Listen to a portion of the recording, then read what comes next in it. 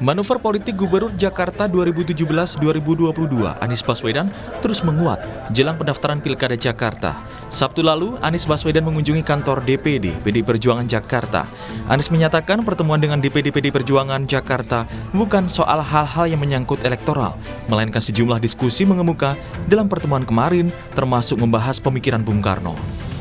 Semuanya masih dalam proses, belum pada keputusan final, karena menunggu nanti keputusan dari partai yang besar yang secara jumlah membuat pemenuhan persyaratan 7,5% itu bisa dipenuhi. Politisi PDIP Masinton Pasaribu menyebut kedatangan Anies Baswedan merupakan upaya membangun komunikasi terkait pilkada. Menurut Masinton, PDIP selalu terbuka pada pihak-pihak yang mau bergabung selama ada peluang untuk menyamakan frekuensi. Masinton menyebut hasil pertemuan dengan Anies ini akan dilaporkan ke DPP dan menunggu keputusan Ketua Umum Partai Megawati Soekarno Putri. DPD ditugaskan oleh DPP untuk membangun komunikasi dengan Pak Anies. Nah, nanti hasil pembicaraan ini akan disampaikan oleh DPD PDI Perjuangan Jakarta ke DPP, seperti itu. Tanpa mendahului keputusan dari Bu Mega, tapi kan Pak Hasto juga sudah memberikan. Ya, tentunya membangun komunikasi ya. Komunikasi dulu kan, menyamakan frekuensi, ya kan, persepsi, ya terus kemudian ya mendiskusikan tentang PDI Perjuangan. Komunikasi politik antara PDIP dengan Anies memang terus berlangsung, menyusul belum ada lawan kuat Ridwan Kamil Suswono. Tapi sebelumnya, Ketua Umum PDIP Megawati Soekarno Putri sempat menyinggung belum tentu partainya mengusung Anies Baswedan. Orang tadi kan diomongi Jakarta. Terus kan tadi di depan itu aku kaget toyo. Ada baju merah hitam. Terus tapi pasang spanduknya itu kan suruh gotong Pak Anies ya, iya toh? Siapa yang nggak lihat? Aku aja lihat kok. Itu katanya sopo, saya tanya mana dia si Komar. Itu Satgas apa ya? Kok namanya Satgas hitam ya? Terus katanya Pak Komar, oh Satgasnya itu memang ini apa mau dukung Pak Anies itu Bu. Oh gitu. Aku bilang enak aja ya. Ngapain gue suruh dukung Pak Anies? Dia bener nih kalau mau PDI, kalau mau PDI jangan kayak gitu dong ya. Ya tinggal mau nggak nurut ya. Lihat dong. Megawati boleh saja mengungkapkan belum ada kepastian mengusung Anies Baswedan di Pilkada Jakarta. Tetapi dalam politik, semua hal bisa mungkin terjadi. Apalagi, hingga kini PDI Perjuangan belum memutuskan siapa kandidat kuat yang akan diusung untuk melawan Ridwan Kamil Suswono memperebutkan kursi Gubernur Wakil Gubernur Jakarta. Akankah Anies diusung PDIP dan menjadi kader partai? Tim Liputan, Kompas TV.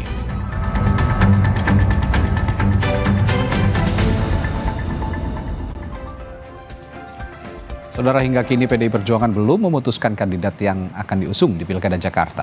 Anies Baswedan memang sudah menjalin komunikasi politik dengan PDI Perjuangan, bahkan sempat menyambangi kantor DPD PDI Perjuangan DKI Jakarta. Tetapi yang menjadi pertanyaan, akankah PDIP mau mengusung Anies? Yang kita tahu dulunya antara Anies dan PDI Perjuangan selalu berseberangan. Benarkah Anies lawan kuat Ridwan Kamil Suswono? Pagi ini juga kita akan bahas dengan sejumlah narasumber, diantaranya politisi PDI Perjuangan Aryo Seno Bagaskoro, Wakil Ketua Umum DPP Partai Golkar Ahmad Doli Kurnia, dan pakar komunikasi politik sekaligus Direktur Indo Strategik Ahmad Khairul Umam. Selamat pagi Bapak-Bapak. Selamat pagi. Assalamualaikum warahmatullahi wabarakatuh. Waalaikumsalam warahmatullahi wabarakatuh. Saya ke Mas Seno dulu. Mas Seno, ya, berapa besar sih kemungkinan Anies Baswedan ini diusung PDI Perjuangan setelah melihat langkah Anies Baswedan berkunjung ke PDI Perjuangan, namun sebelumnya juga ada pernyataan Ibu Ketua Umum bahwa jika mau diusung PDI Perjuangan ya harus nurut dong. Bagaimana soal ini? Ya, simpel saja. Saya rasa beberapa minggu terakhir selalu ditanya kepada kami terkait komunikasi yang telah dilakukan PDI Perjuangan dengan nama-nama potensial dari eksternal partai yang kira-kira akan maju bersama kami di Pilkada. Selalu kami menjawab bahwa memang secara informal sudah terjadi pertemuan. Nah, kemarin formalnya ketemu. Itu simpelnya begitu. Nah, sebagai partai yang terlembaga, DPD partai tentu melakukan pertemuan komunikasi politik dengan nama-nama yang kami anggap adalah nama-nama yang potensial untuk bisa menjawab kehendak rakyat atas satu persoalan di satu daerah. Tidak hanya di Jakarta, tetapi di banyak daerah lain pun fungsi komunikasi itu dilakukan oleh partai sesuai dengan jenjangnya. Nah, di Jakarta memang yang mewakili adalah teman-teman DPD partai. Kemarin Pak Ketua DPD, Pak Adi Wijaya sudah bertemu langsung dengan Pak Anies Baswedan, nama yang memang di Jakarta seringkali disebut. Di luar nama dari kader internal kami, yaitu Pak Ahok atau Pak Basuki Cahayapurnama, dan sederet nama-nama yang lain, contoh Pak Rano Karno, Pak Jarod, Pak Hendi, dan lain sebagainya. Nah, jadi itu pertemuan komunikasi formal yang terjadi antara DPD partai dan Pak Anies, yang itu adalah untuk bicara tentang hal-hal yang sifatnya punya irisan concern yang sama antara concernnya Pak Anies dan concern kami sebagai partai. Tentunya statement yang disampaikan Bu Mega kemarin beberapa hari yang lalu sebagai Ketua Umum Partai itu satu hal yang sangat clear sebetulnya, bahwa di PDI Perjuangan kita tidak mengenal pressure-pressure dari luar saat harus mengusung nama tertentu. Kan disebut oleh Bu Mega bahwa beliau melihat ada sekelompok orang menggunakan baju hitam merah dan kemudian minta untuk mendukung Pak Anies bawa banner. Nah, di PDI Perjuangan sebagai partai yang memang punya meritokrasi, tidak perlu seperti itu, cukup dengan frekuensi yang sama, diikuti prosesnya, fit and proper, komunikasi, tentu ada peluang bagi siapapun. Oke, dan itu yang dimaksud oleh Ibu Mega, nurut dong sama partai. Itu pressure-pressure yang Anda bilang tadi, Bung Seno? Enggak, artinya gini, kita nggak mau ada satu komitmen yang dilanggar oleh siapapun dalam proses kita berjuang bareng hingga akhir. Dengan siapapun. Tentunya kita sebagai partai politik tidak bisa menutup mata meskipun kami melakukan proses kaderisasi. Tentu saja ada potensi di banyak daerah kita bekerja sama dengan nama-nama di luar kader kami. Sehingga tentu diperlukan satu kesepakatan dan kesepahaman komitmen sampai selesai masa memimpin pada saat memutuskan bersama dengan PDI Perjuangan, maka ada rambu-rambunya. Saya rasa di semua partai yang lain juga ada hal-hal semacam ini. Nah, di kami rambu-rambunya saya kira tegas, yaitu konstitusi, ideologi Pancasila, komitmen terhadap kebangsaan, terhadap kebinekaan, komitmen terhadap nilai-nilai demokrasi, yang itu saya rasa berlaku umum, tidak hanya eksklusif untuk Pak Anies, tapi untuk semuanya. Nah, mau nurut atau enggak, maksud dari kata-kata itu adalah koridornya di sana. Bisa enggak nurut sampai akhir dengan itu dan tidak berkhianat dengan nilai-nilai tersebut. Sesimpel itu. Ya, kalau melihat sisi ideologi seperti yang Anda ungkapkan, apakah memang sosok Anies Baswedan ini terlalu jauh dengan ideologi PDI Perjuangan? Faktanya memang secara historis kan ada rekam jejak kami pernah berkontestasi di Pilkada Jakarta, di Pilgub sebelumnya. Dan tentu saja masyarakat Indonesia pada umumnya masih mengingat apa yang terjadi pada waktu itu, kontestasi yang sedemikian keras. Tetapi kita tentu saja tidak berjalan di ruang hampa politik. Antara Pilgub DKI di waktu itu dengan Pilgub Jakarta saat ini, itu terjadi berbagai macam dinamika politik. Termasuk yang sangat signifikan misalnya adalah Pilpres 2024 kemarin. Yang mana memang secara informal setelah kami menjalani situasi tersebut, kami berkomunikasi dengan Pak Anies pada waktu itu secara informal, ada situasi concern yang sama tentang bagaimana kita perlu menjaga nilai-nilai demokrasi tanpa privilege tertentu. Bagaimana kita harus menjaga semangat reformasi tentang anti nepotisme misalnya.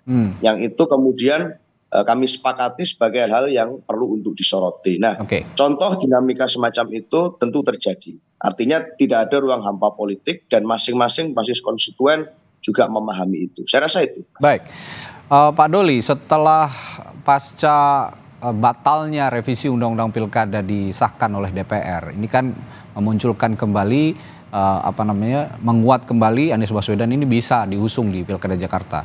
Mungkin juga oleh PDI Perjuangan yang kita bicarakan pagi hari ini. Nah, jika Anda punya calon sendiri kan, partai Anda, Ridwan Kamil dan Suswono, melihat peluang Anies maju di Jakarta yang katanya dibilang kalau tidur saja Anies Baswedan ini bisa menang di Jakarta. Bagaimana Anda menangkal anggapan ini? Ya, pertama saya mau koreksi dulu, saya tidak lagi wakil ketua umum ya Oke. di Partai Golkar. Yang kedua, soal kontestasi Pilgub di Jakarta ini sebetulnya kan kami sejak awal mempersiapkan Ridwan Kamil di Jakarta. Ketika kami memutuskan Ridwan Kamil di Jakarta dan kemudian berproses bersama-sama dengan Silakan, Bung Doli. Sama-sama dengan partai politik yang lain sampai kemudian ketemu pasangan dengan Pak Suwono itu dengan kalkulasi yang cukup matang ya. Kita juga sudah siap ya lahir dan batin untuk menghadapi kompetisi di Jakarta itu apapun situasinya. Nah, apalagi sekarang kita sudah sama-sama tahu bahwa akibat putusan Mahkamah Konstitusi itu memungkinkan ya bukan hanya di Jakarta, semua daerah untuk muncul calon-calon baru. Walaupun sebetulnya calon baru itu mungkin bukan calon yang baru mulai dari awal ketika putusan Mahkamah Konstitusi muncul gitu ya. Tetapi misalnya pasangan calon atau calon-calon yang selama ini dengan ambang batas yang ada sebelum putusan MK itu mengalami kesulitan untuk melakukan konsolidasi dukungan dari partai politik atau dalam partai politik. Nah, jadi sebetulnya tinggal kan ini mengatur strategi saja ya. Tentu strateginya berbeda ya antara kita menghadapi satu pasangan calon atau berkompetisi dengan satu pasangan calon dengan strategi menghadapi 2-3 pasangan calon di satu daerah gitu. Jadi cuman itu saja sebetulnya. Dan dengan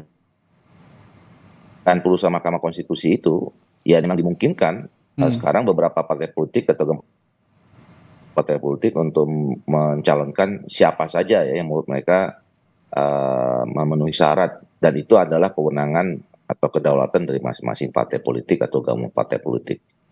Oke, Pak Doli, sebelum lebih jauh kami koreksi ya, Anda sekarang bukan lagi wakil ketua umum begitu ya di Partai Golkar ya Pak Doli ya? Ya. Oke, posisi Anda di Partai Golkar saat ini sebagai apa? Kami juga belum terlalu banyak menangkap nih posisi Anda di Partai Golkar. Iya, sebagai anggota biasa. Anggota biasa, politisi Partai Golkar, baik.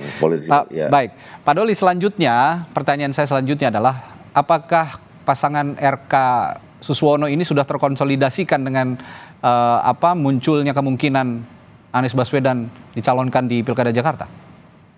Oh iya, kan kami sebagai partai politik pengusung bersama dengan partai politik yang lain tentu sudah mempersiapkan ya konsolidasi yang dilakukan. Artinya jauh-jauh hari juga Saudara Ridwan Kamil secara personal sudah melakukan sosialisasi.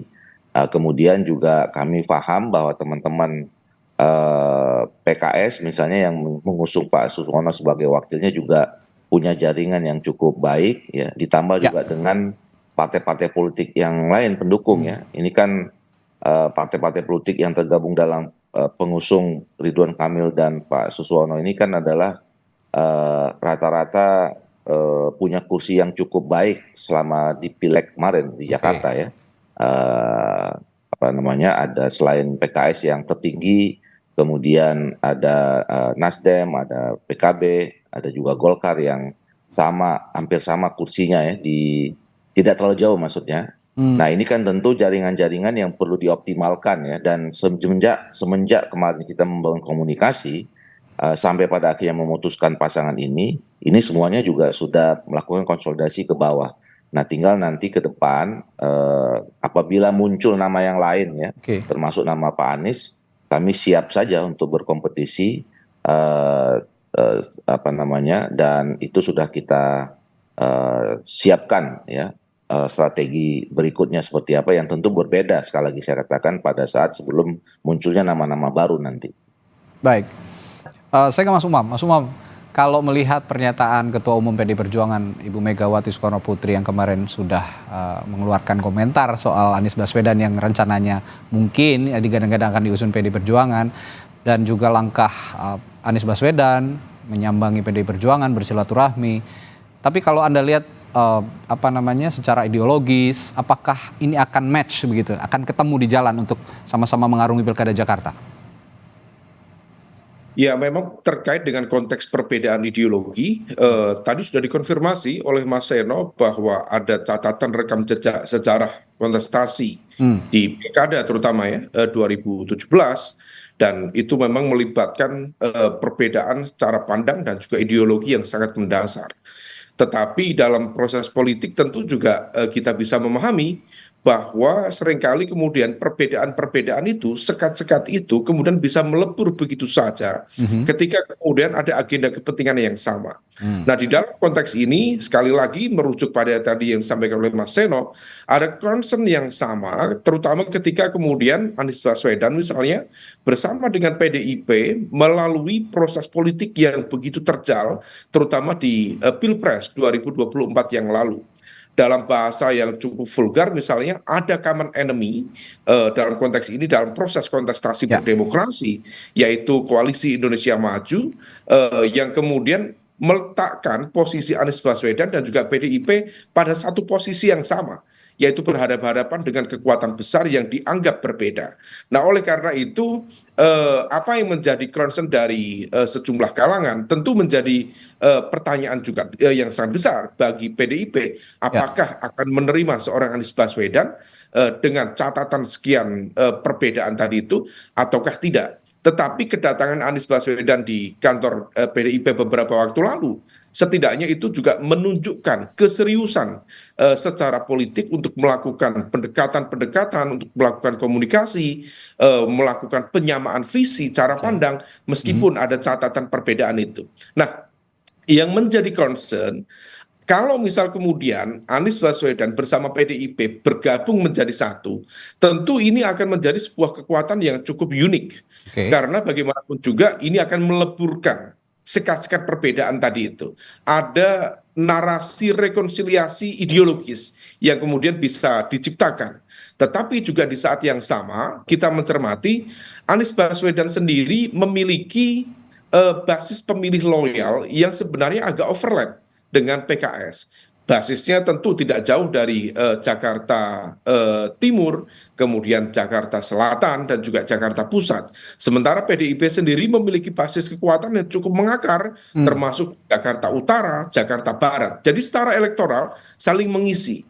Tetapi problemnya, kalau misal kemudian ini dilakukan penyatuan, kalau misal kemudian tidak terjelaskan secara optimal dengan baik, nah bisa saja kemudian terjadi perbedaan cara pandang pada level grassroots, pada level basis pemilih loyal.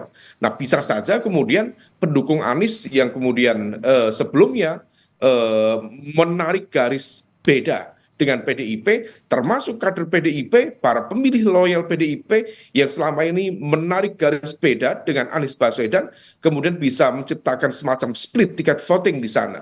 Nah, perbedaan ini yang kemudian kalau misal dikelola, tentu akan bisa menjadi kekuatan. Tetapi kalau misal tidak terkelola dengan baik, tidak terkomunikasikan dengan baik, maka bisa menjadi sebuah political suicide atau politik bunuh diri karena perbedaan yang tidak terkelola tadi. Nah, semuanya akan bergantung pada proses komunikasi antara Anies Baswedan dengan PDIP. Kalau misal kemudian dipertemukan dengan kekuatan common enemy tadi itu dan bisa menunjukkan titik beda, sisi uniqueness, tentu akan menjadi sebuah penyatuan kekuatan yang cukup unik dan kompetitif dalam pilkada yang akan datang. Anda mengatakan taruhlah ada sekat yang melebar ketika ada kepentingan yang sama, dan kepentingannya itu adalah sama-sama melawan common enemy. Dalam hal ini adalah Koalisi Indonesia Maju, begitu kalau kata Anda tadi bilang ya begitu. Tapi kan untuk mengarungi Pilkada Jakarta dan juga untuk memerintah Jakarta ini kan bukan hanya sekedar untuk melebarkan kepentingan yang sama begitu ya. Ketika ada riak-riak politik di tengah jalan saat mengarungi pemerintahan di Jakarta 5 tahun ke depan, tentu saja ini bukan situasi yang baik. Nah, bagaimana Anies Baswedan, seorang Anies Baswedan ini dengan PDI Perjuangan bisa utuh, akur bersama begitu mengarungi pemerintahan jika nanti memang terpilih di Pilkada Jakarta? Ya, tentu penyamaan visi dan juga misi, termasuk juga dalam konteks bagaimana kemudian membangun trust ya. Karena bagaimanapun proses komunikasi dan juga pendekatan politik juga harus diletakkan pada basis trust yang sama. Maka statement-statement dari para elit PDIP sebagian yang kalau misal kita dengarkan ada juga yang agak sumbang gitu, misalnya Pak Basarah beberapa waktu lalu menyampaikan kader sendiri saja bisa berkhianat. Ini kan sebenarnya mafhum khalafah ya, logika terbalik. Apalagi yang bukan kader sendiri. Nah tentu ini menciptakan sebuah pertanyaan besar. Tentu bagi komitmen, juga loyalitas, dan juga militansi dalam konteks menjaga nilai-nilai yang selama ini dipegang oleh PDIP. Tetapi kalau misal kemudian proses itu bisa berjalan dengan baik, tentu ini menjadi sebuah peluang yang cukup unik, terutama dalam konteks pertarungan dan juga perbedaan ideologis, karena dalam proses pasca pilkada DKI, Mas Anies itu sering diidentikan dengan kekuatan Islam kanan konservatif, lebih memiliki kedekatan dengan PKS dan sebagainya.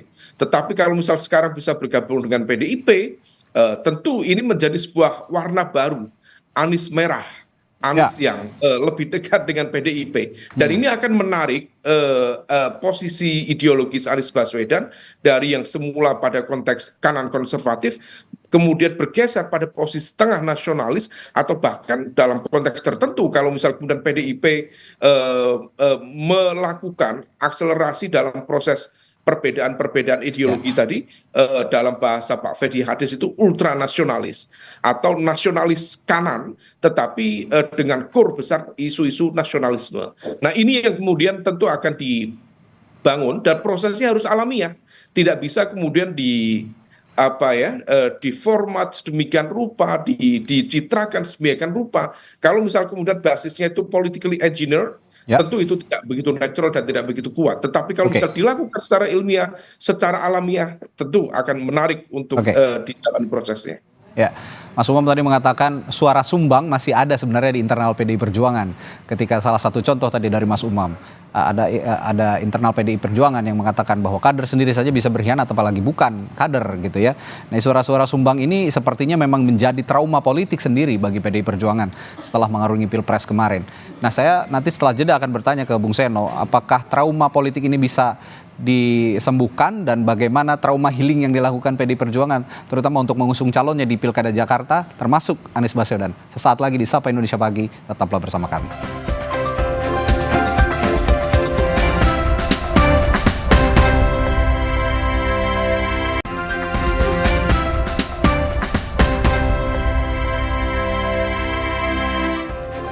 Sebelum jeda tadi saya sempat menyinggung soal adanya trauma politik sepertinya yang dialami oleh PDI Perjuangan.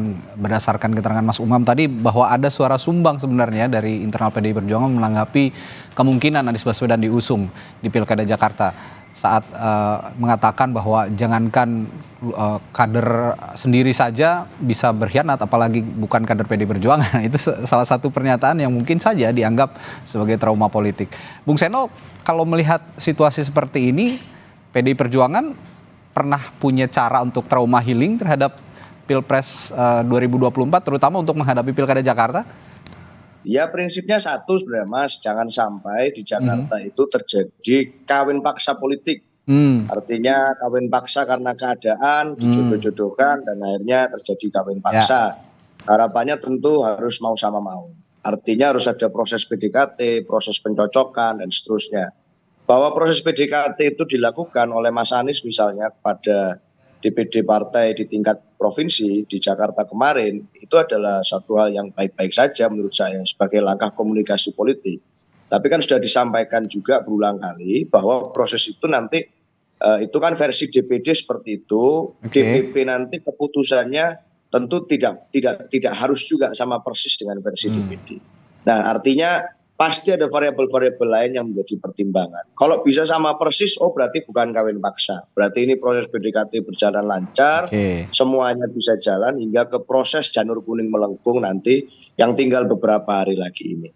Nah, persoalannya satu sebetulnya Mas. Tadi sempat tersampaikan bahwa concern kami adalah tentang Kim dan seterusnya.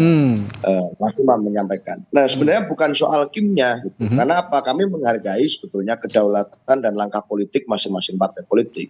Soalnya satu yang kami jadi bahan persoalan pembahasan kami dan misalnya Mas Anies ya dalam irisan pembahasan itu adalah tentang intervensi Raja Jawa itu aja sebenarnya.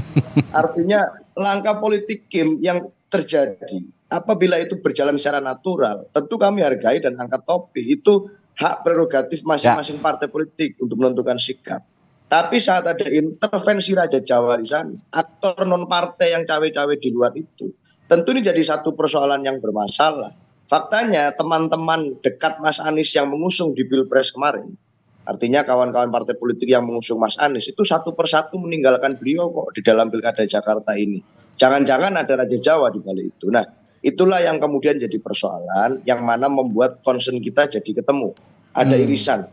Faktanya waktu kemarin itu terjadi di mana-mana, metodologi survei membaca, diskursus mencermati nama-nama seperti Mas Anies, nama seperti Pak Ahok yang dianggap sebagai simbol antitesa dari intervensi Raja Jawa itu sangat kuat di Jakarta. Jadi itu cerminan yang sedang kita baca. Artinya saat ini visi PD Perjuangan dengan Anies Baswedan sudah ada kesamaan untuk sama-sama menepis intervensi Raja Jawa yang Anda katakan tadi?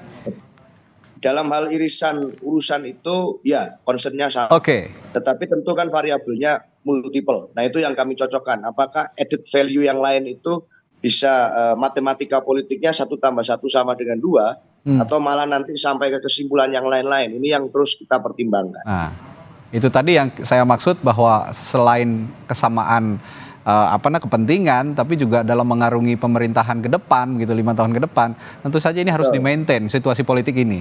Begitu ya Bung Seno kira-kira? Ya, artinya kalkulasi politiknya kan bukan hanya how to win, tapi juga how to govern. Nah, itu yang diberikan concern oleh Bu Ketua Umum, apakah bisa nurut sama kebijakan partai, sama platform perjuangan partai, sama ideologi partai dan komitmen-komitmennya. Kalau di kader internal sudah ada internalisasi, sekolah partai, kaderisasi, dan seterusnya. Itu saja kadang-kadang masih ada yang balelo. Apalagi yang ini dari nol. Nah ini yang sebenarnya dikhawatirkan. Jadi kalau kira-kira itu bisa ketemu, ya why not? Sebenarnya simpel seperti itu, Mas. Mas Umam, kata Bung Seno ternyata beyond Kim ini common enemy-nya, tapi intervensi Raja Jawa bagaimana ini Mas Umam? Ya, tadi yang disampaikan Mas Seno itu mempertebal apa yang menjadi concern juga trauma dari para sejumlah fungsionaris di PDIP. Dan ini yang kemudian pertanyaan besar yang harus dijawab oleh Anies Baswedan. Memang ada upaya untuk menciptakan sebuah koneksi tetap antara PDIP dengan Pak Prabowo, dan memang tidak ada masalah dengan Pak Prabowo. Maka yang memang menjadi basis concern utama PDIP adalah Raja Jawa tadi, dan itu yang kemudian menjadi basis argumen yang kembali dipertegas Mas Seno tadi, bahwa kemudian sebagai sebuah simbol perlawanan terhadap kekuatan yang begitu mengintervensi secara politik dan sekaligus juga dianggap menjadi sumber bagi luka politik bagi PDIP selama proses dinamika di Pilpres 2024 yang lalu. Nah ini semua memang diakui atau tidak, apakah itu terrepresentasi dalam Kim atau non-Kim, tentu itu hanya sebuah entitas. Tetapi pada saat yang sama bahwa upaya untuk melakukan penjajakan, kemudian secara natural melakukan pendekatan, tentu ini akan menjadi sebuah proses yang cukup unik karena memang ada basis perbedaan secara cara pandang ideologis, kemudian dari sejarah rekam jejak kontestasi kekuatan. Nah kalau misal kemudian ini bisa dilakukan dalam waktu yang singkat ini, tentu ini akan menciptakan sebuah entitas kekuatan baru. Tadi bicara Anies Merah atau bicara PDIP dengan entitas yang memiliki kedekatan dengan kekuatan Islam, tentu akan menjadi sebuah warna yang akan jauh lebih colorful. Dan yang tidak kalah penting tentu hadirnya misalnya Anies Baswedan dengan representasi kekuatan PDIP akan menciptakan pilkada DKJ di Jakarta betul-betul sangat kompetitif, dan itu menjadi sangat sehat bagi proses demokrasi di Jakarta. Dan selain pertarungan kekuatan bayang-bayang yang sifatnya hanya untuk menggenapi atau boneka, yang tentu tidak begitu meaningful bagi proses demokrasi. Selain pertarungan ideologis, kalau kita berbicara apa yang Anda katakan tadi Mas Umam, ada juga pertarungan basis kultural sepertinya kalau kita bicara soal pilkada DKJ, daerah khusus Jakarta, antara massa basis kultural PDI Perjuangan yang juga cukup kuat di Jakarta dengan massa basis kultural yang juga kuat milik Partai Keadilan Sejahtera PKS. Bagaimana Anda mendudukan atau melihat pertarungan politik antara kedua basis kultural ini? Mas Umam? Oh, sepertinya terputus sambungan komunikasi. Karena bagaimanapun juga Ya, Mas Umam, saya ulangi pertanyaan saya, bahwa selain pertarungan ideologis, ada juga pertarungan basis kultural yang kuat. Kita ketahui PDI Perjuangan punya basis kultural yang kuat di Jakarta, dan juga PKS catatannya. Ini akan saling berkontestasi, berkompetisi begitu untuk memenangkan calonnya masing-masing jika nanti PDI Perjuangan sudah punya calon sendiri. Bagaimana Anda pertarungan ini? Sejauh mana pertarungan ini bisa benar-benar bersaing menurut Anda, Mas Umam?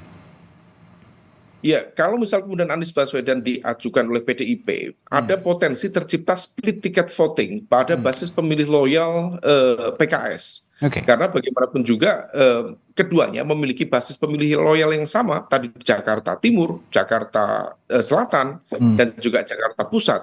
Nah, kalau misal kemudian dari basis ketokohan yang akan maju, barangkali Anies Baswedan lebih kuat dibanding Pak Suswono misalnya, maka kemudian split ticket voting itu akan tercipta.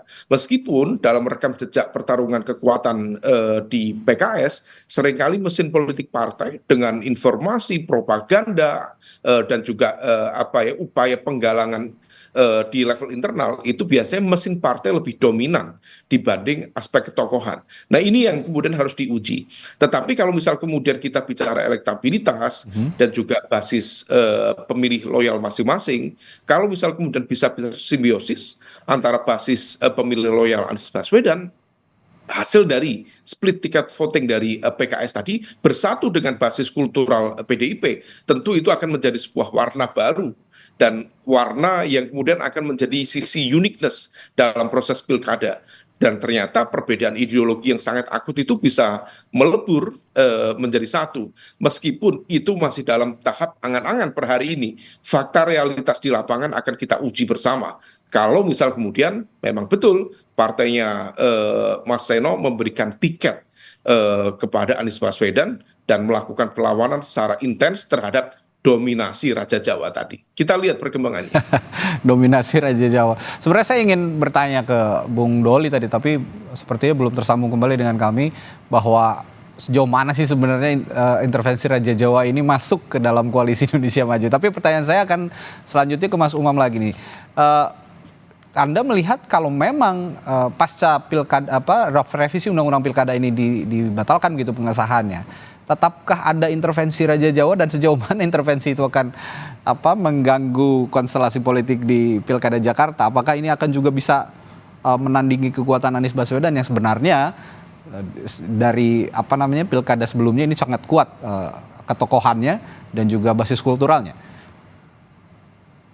Ya, kalau misal bicara pasca revisi undang-undang pilkada yang kemarin gagal di level paripurna, saya pikir proses itu sudah berjalan, dan tadi malam pihak KPU sudah mengeluarkan PKPU nomor 10 tahun 2024, dan itu adalah hasil sinkronisasi bersama Menkumham atas proses kemarin konsultasi dengan Komisi 2 yang mengadopsi hampir semua materi putusan yang ada di Mahkamah Konstitusi. Nah, kalau misal kemudian itu sudah dilakukan, maka kemudian per hari ini adalah proses distribusi ke semua KPU-KPUD yang ada di semua wilayah di Indonesia. Dan kalau misal kemudian itu sudah dilakukan, seharusnya besok sudah memasuki fase baru dalam konteks proses pendaftaran sampai tanggal 29. Seharusnya memang tidak ada perubahan, kecuali kemudian ada yang mencoba untuk bermain api kembali. Ada sejumlah pihak yang masih berspekulasi, ada kekhawatiran misalnya dalam konteks penjadwalan proses pendaftaran akan diundur dan sebagainya, tetapi rentangnya cukup jauh, terutama di jadwal penetapan di tanggal 22 September. Karena kalau misal kemudian aturan itu hendak diakali, terutama terkait dengan putusan nomor 70 dari Mahkamah Konstitusi yang materinya adalah soal umur kontestan yang diduga itu didedikasikan kepada Kaisang, maka Kaisang sendiri akan berulang tahun tanggal 25 Desember, itu jauh melampaui jadwal pilkada. Oleh karena itu seharusnya proses politik yang kemarin berjalan di Komisi 2, kemudian semalam proses sinkronisasi di Kemenkumham sudah berjalan, pasal 15 sudah diubah, pasal 95, pasal 135